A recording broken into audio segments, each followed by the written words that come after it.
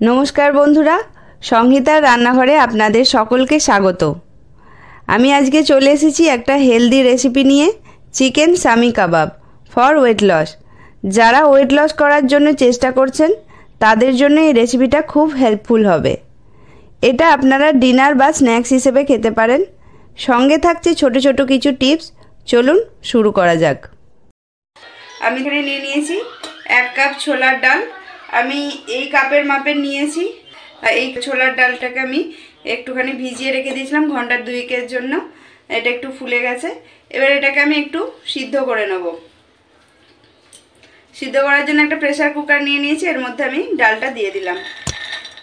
ডালটা ভালো করে আমি ধুয়ে নিয়েছি।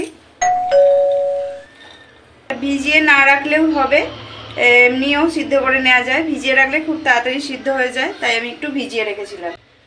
এবার ওই কাপের মাপেরই 1 কাপ জল আমি দিচ্ছি। বেশি জল দেওয়া যাবে না, এই জলটাতেই একদম সোক করে নেবে ডালটা।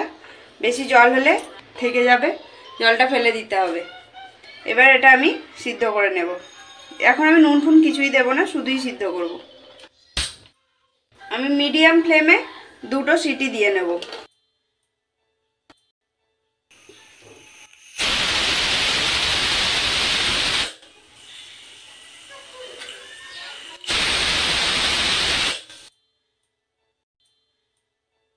দেখুন, এটা আমরা সিটি দিয়ে নিয়েছি। 2টো সিটি দেওয়ার পর এরকম হবে, খুব বেশি গলে যাবে না, এরকম থাকবে। এবার এটাকে আমি একটু ঠান্ডা করে এটাকে পেস্ট বানিয়ে নেব। দেখুন, এটা অনেকটাই ঠান্ডা হয়ে গেছে। এবার এটা আমি পেস্ট করে নিচ্ছি।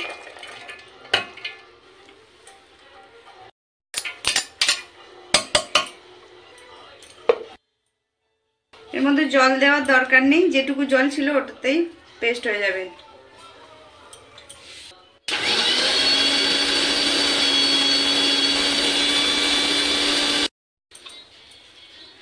এবার আমরা একটা মিক্সচার বানিয়ে নেব।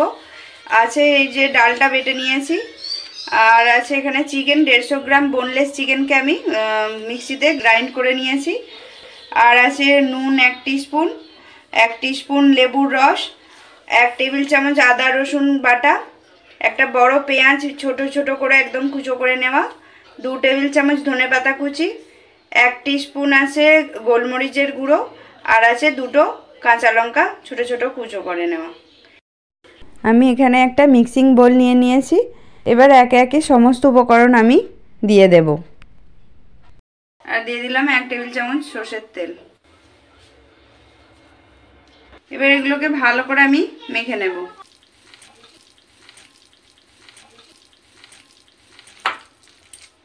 আমার নুনটা কম মনে হয়েছে, তাই আরো 1 টিস্পুন নুন আমি অ্যাড করে দিলাম। মিক্সচারটা ভালো করে মাখিয়ে নিয়েছি। আমি হাতে একটু তেল মাখিয়ে নিচ্ছি, এবার যাতে এগুলো ভালোভাবে শেপ দেওয়া যায়। এরকম এতটা করে নিলেই হবে।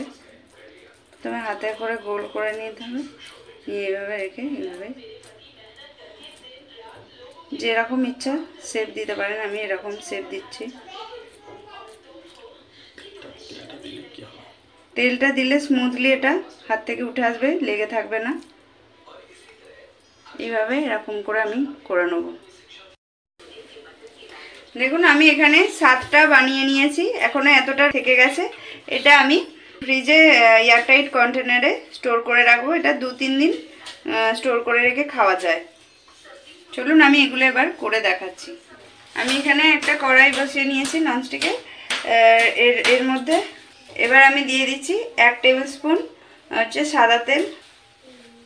এটা করতে বেশি তেল লাগে না, খুব কম তেলেই হয়ে যায়। তেলটা গরম হলেই আমি কাবাবগুলো ছেড়ে দেব।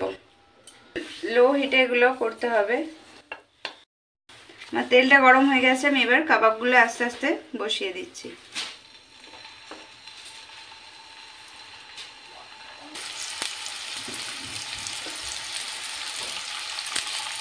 আমি 5টা এখন দিলাম। 3 মিনিট মতো আমার একটা পিঠ হয়ে গেছে। এবার আমি আস্তে আস্তে এটা পাল্টে দেব, উল্টে দেবো।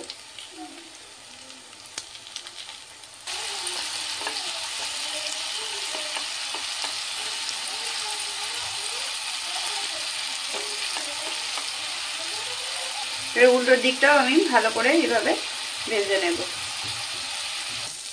দেখুন এগুলো আমার হয়ে গেছে, হালকা এরকম ব্রাউন ব্রাউন করে ভেজে নিতে হবে। দুদিকে এরকম হালকা ব্রাউন ব্রাউন করে আমি ভেজে নিয়েছি। এটা করতে আমার মিনিট 5 মতো সময় লেগেছে, দুটো দিক ভালোভাবে ফ্রাই করতে। এরকম সময় নিয়ে এটা করে নিতে হবে। আমাদের চিকেন কাবাব একদম রেডি। রেসিপিটা কেমন লাগলো অবশ্যই জানাবেন, ভালো লাগলে একটা লাইক দেবেন। আমার চ্যানেলে নতুন বন্ধু হলে চ্যানেলটা সাবস্ক্রাইব করার অনুরোধ রইল। পাশে থাকা বেল আইকনটা অবশ্যই প্রেস করবেন।